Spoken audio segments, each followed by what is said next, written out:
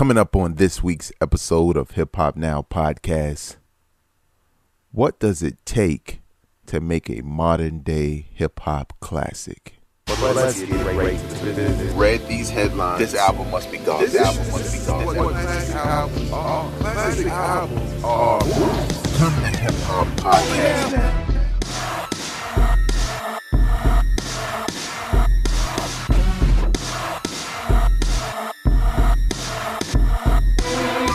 What up, y'all? I am your host, Vegas, and this is Hip Hop Now Podcast, a podcast designed to catch you up on all things hip hop music and culture that happened throughout the week.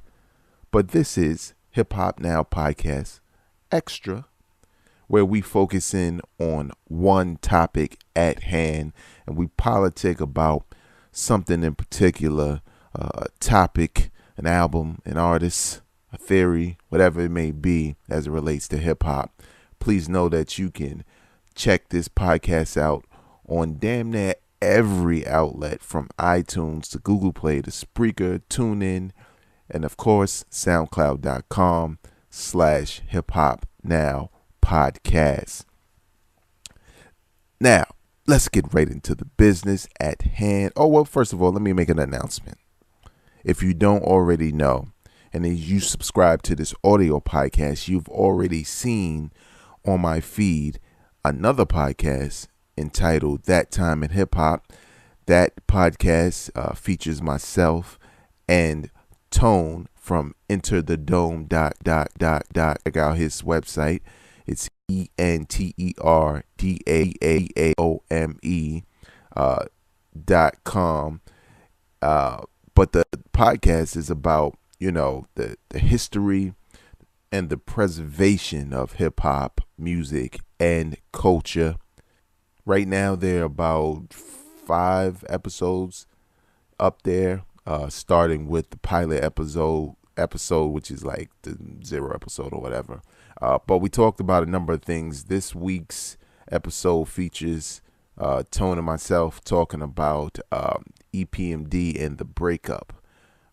And everything that happened. So if you want some facts on that, you want some context behind EPMD as a group and what led to that, and what came after, you know, check that out. Also, you know, if you wouldn't mind watching the video version, you can go to YouTube and search B-Roll Network. That's the letter B, ROLE Network. Or you could just search That Time in Hip Hop, and you'll find it on YouTube. Remember to subscribe to that channel, because it's not just that, but there's other forms of hip hop content that our brother been working on. So check that out. So let's get right into the topic at hand. Now, this is something that I've had conversations with other people on social media. I talked about it with a number of people on my homie Kill's podcast, Apartment 5B podcast. Look for that on YouTube as well. But we always kind of wonder as hip hop heads, right? Like, you know, what's a classic today? You know, how do we identify a classic album today? And that kind of came from listening, or not listening, but really looking at your timeline. Like, if you're a hip hop head, there are chances your timeline is flooded with a lot of hip hop, you know, because you wind up following a lot of it. And every time an album drops that's good or great, people throw out the word classic. Sometimes people throw out the word classic soon as the album drops at midnight, which is beyond me to like definitively say that about any album.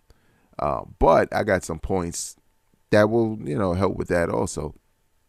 But, you know, it had me wondering, like, what's a hip hop classic today? Like, you know, how can we identify? Because some cats that come from my generation, which is probably like the 90s, would say, oh, well, nah, these are the rules for hip hop classics.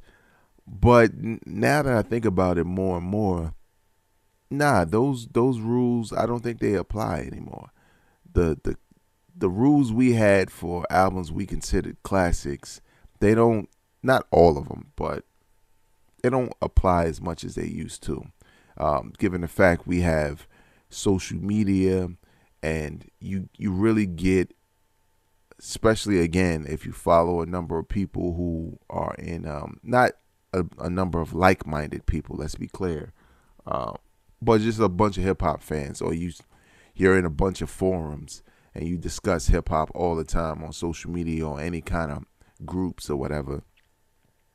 I think nowadays it's easier to get a sense of what the majority of hip-hop feels about an album.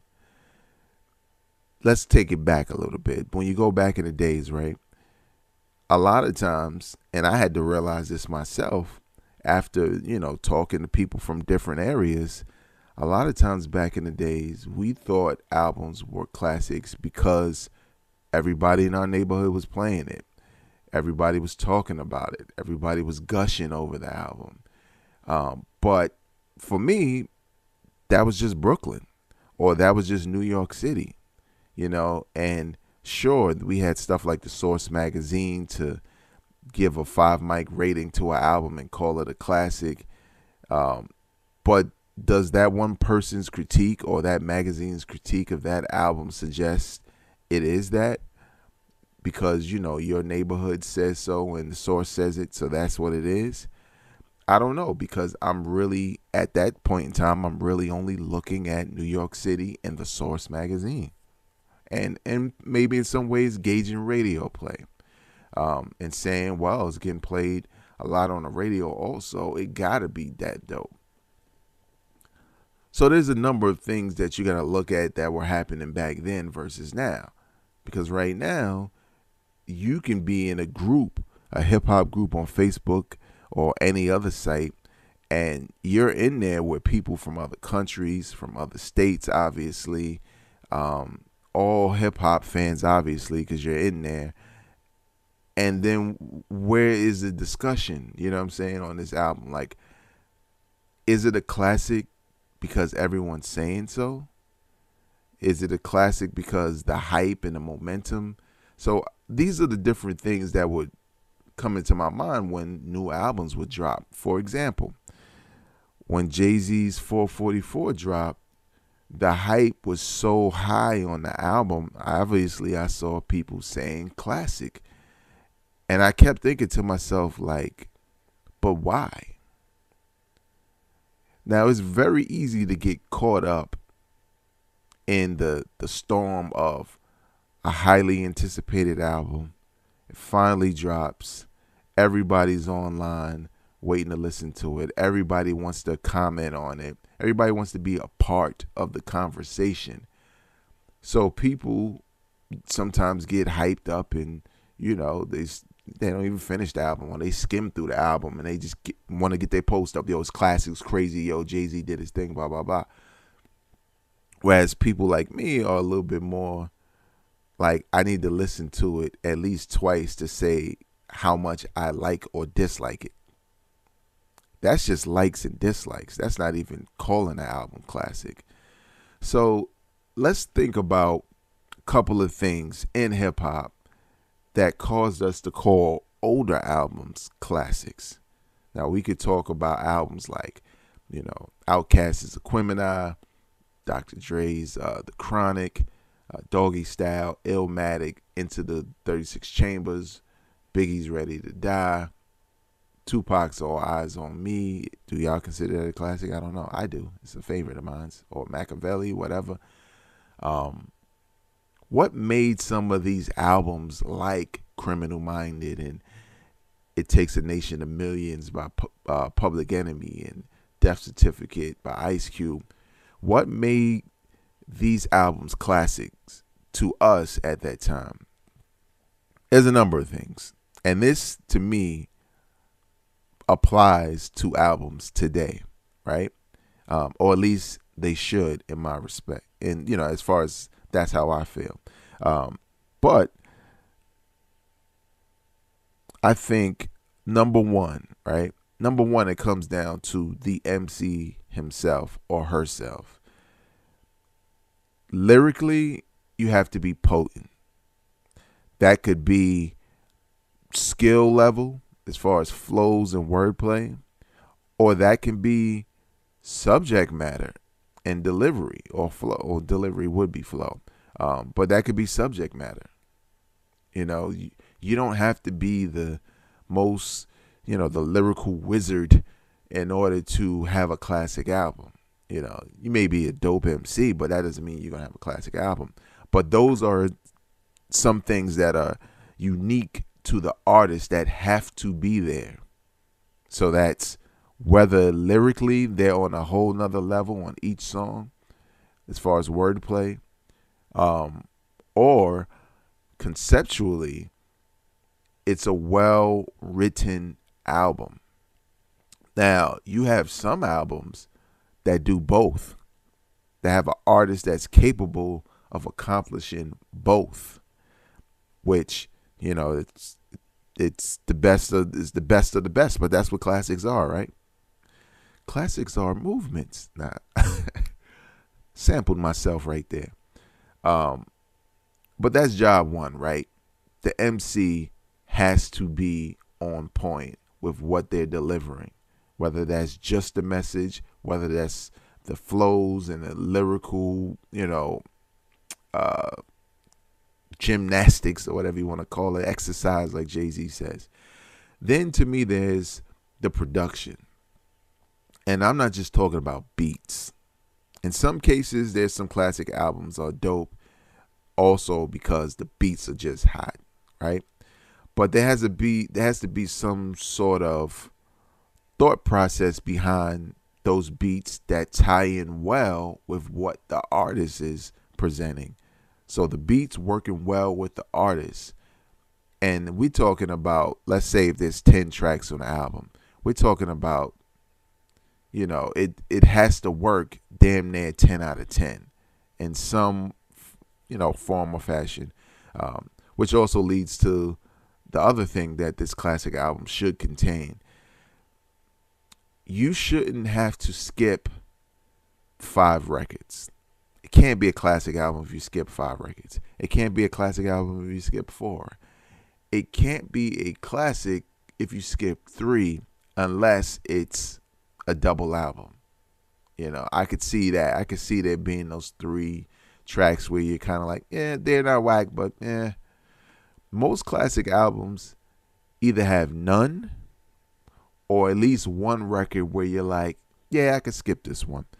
Like, people always reference Illmatic, but I never listened to One Time for Your Mind. And that was from day one. I heard it.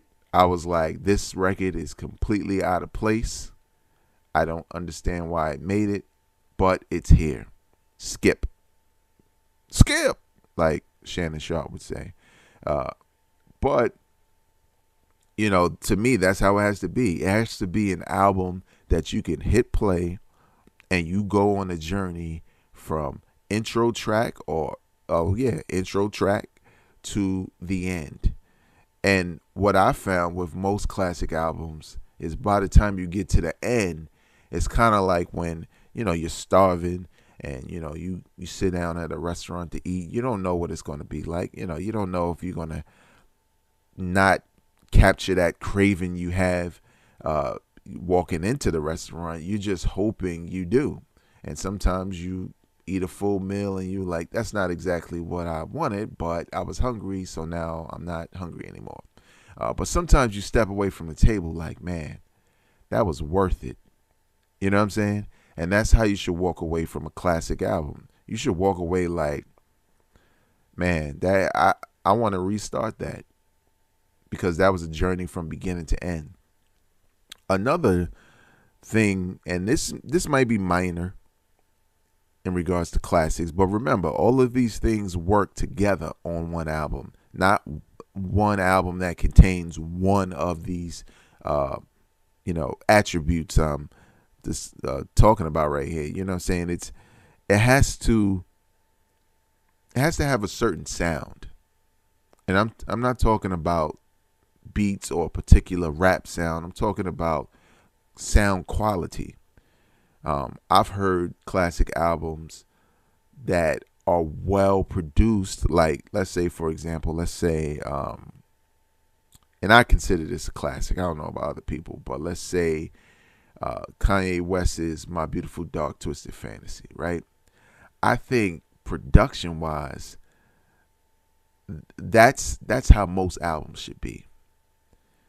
I feel like you can listen to that album and you can hear the precious time that was put into making sure that album sounds as good as it did. Another album, which is not really a classic, but an example of what I'm saying about the sound quality, is Dr. Dre's Compton album.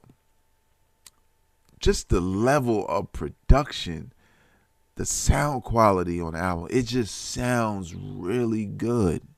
You know what I'm saying? You know what it sounds like? Forget sounds really good. It sounds expensive. That's what it does. When something sounds so good, it sounds expensive. That's some good production. That's some good engineering. You know what I'm saying? But it doesn't just have to be a high quality sound, right? Because when you think about Wu-Tang Into the 36 Chambers, that's a real gritty, grimy sound, right? So what I'm saying is it has to be, again, tied into all the other attributes. It has to be well thought out. Like, to me, what makes Into the 36 Chambers so dope from a sound quality standpoint is just as grimy as the beats, is just as grimy as the lyrics. It gives you a full sense of that reality. You know what I'm saying? By just sounding like something that was just done in a room full of dudes and weed smoke and liquor and whatever else. You know what I'm saying? I think, those things are important also, the sound quality of the album. And, at the end of the day, there are two things that, to me, albums need also. And one is kind of like a two-parter. I guess you can make arguments on both sides. Some people will say hip-hop classics need time to become classics, right? You can't just listen for 2 seconds and say, yo, Hove put out a classic, y'all, 444. You have to give it a couple of listens. Some people feel like you really got to sit with it. Are you listening to it a year from now, 2 years from now, 5 years from now? Are you going to listen to this album? Is it a classic for that reason? I used to say that, but now I kind of feel I'm in between on that argument, right? I feel like there are some albums that are a slow burn. They're good, and they're a slow burn. And I feel like over time, you feel like that album was a classic. But then I feel like there are also albums where instantly this is probably a classic album. Maybe you can't definitively say it's a classic album, but maybe instantly. And when I say knowing instantly, again, I'm not talking about skipping a bunch of records to just hear snippets and just saying this album is dope. I'm talking about really listening to an album. So I'll tell you how I feel when I listen to certain albums. I know they're special, right? When I'm into track 1 and I'm like, okay, good start. I'm into track 2, I'm like, good follow-up. Track 3, I start looking at the track listing. Like, by the time I hit track 4 or 5, I'm really looking at the track listing. Now I'm looking at who produced what, who's on what. If I'm like at track 8 and I've really liked the record, I'm like, this might be something special. But I got to see how it ends, right? And by the time you get to the end, you get that feeling. Remember that feeling again of, man, that was worth it. If I feel like that by the end, then I'm pretty sure we talking about a classic. Especially if the groups, the forums, the Twitter feeds, if they're all saying the same thing and people are listening in the same with the same ear that I am, and you can weed out the people who ain't really listening like that, then that's when you kind of feel like, yo, I think this is something special. Now, I guess the question is, how often has that happened in recent years? And I think it has happened. I didn't write down a list. I may just make the cover art my list. So as you listen to this podcast, you listen to the cover art and you'll know these are albums that I consider modern day classics for the various reasons I mentioned. But that's kind of someone who loves music, who loves hip hop music, basically dedicating their time to actually listening to what the artist is delivering, right? Now, there's other small elements that come into play with that. Obviously, the music, as I mentioned, it has to be on point, right? But then there's other things that kind of come into play, like the cover art. Sometimes a classic album, contains some really dope cover art, that almost made you feel like before you hit play, this is going to be special. Like you think about A Tribe Called Quest's Midnight Marauders coming off of Low End Theory. When I first saw the cover for Midnight Marauders, I felt like, damn, they got all these people related to hip hop on the cover, man. This thing probably going to be monumental. And it's arguably Tribe Called Quest's best album. Personally, I don't feel that way. I feel like Low End Theory is their best album, but that's a debate for another time. Who cares? But that's how sometimes when you look at cover art, that's how it can make you feel. Make you feel like you bought something special today, and it's you feel good when you listen to it and you like it was something special. That was something great, So most of the time when it comes to modern day classics, that's kind of how I approach it, right? I approach it with the old school rules that I mentioned. But I think some things just don't change. You know a classic when you've listened to the entire album, you walk away thinking that in your mind. No magazine, no sites. They can reinforce your opinion with their reviews, but they shouldn't be able to dictate to you what is a classic hip hop album. For people who are fairly new to hip hop, those things I mentioned are what make a classic album. You know why? Because those types of rules somewhat apply to other genres of music, right? It's all about the delivery of the messages of this artist or this musician. What they're doing technique wise, the body of work within this particular project. I mean, that's why we have classic albums in general. That's why we call them classics, because they're almost perfect, or perfect if you don't skip anything. Like for example, Ghostface's Supreme Clientele was that for me. I didn't have super high expectations, and I didn't like the album cover. But guess what? The album made me like the album cover. You know why? Because when I got through that album, I was like, man, Ghost got a classic on his hand with this one. And then the album cover meant something different to me. It was different when I didn't know what was what. So I don't know. And let's be clear. There's some people with some dope cover art and some whack albums. So let's not just say the album cover is going to make the album hot. But sometimes it reinforces what the music is, or it's related to what it is. So I don't know, but leave your comments in the comment section below. What makes a classic for you? Now, there's some things to me that may eliminate things from being classics. I don't know. I can't really say it because this is objective. This is an opinion. This whole podcast is an opinion. But when you think about nostalgia, right? There are albums that I consider to be classics or great albums because of the time when I heard them, like when they came out. Like, I was probably a kid when certain albums came out, and that's why that's why I consider them classics.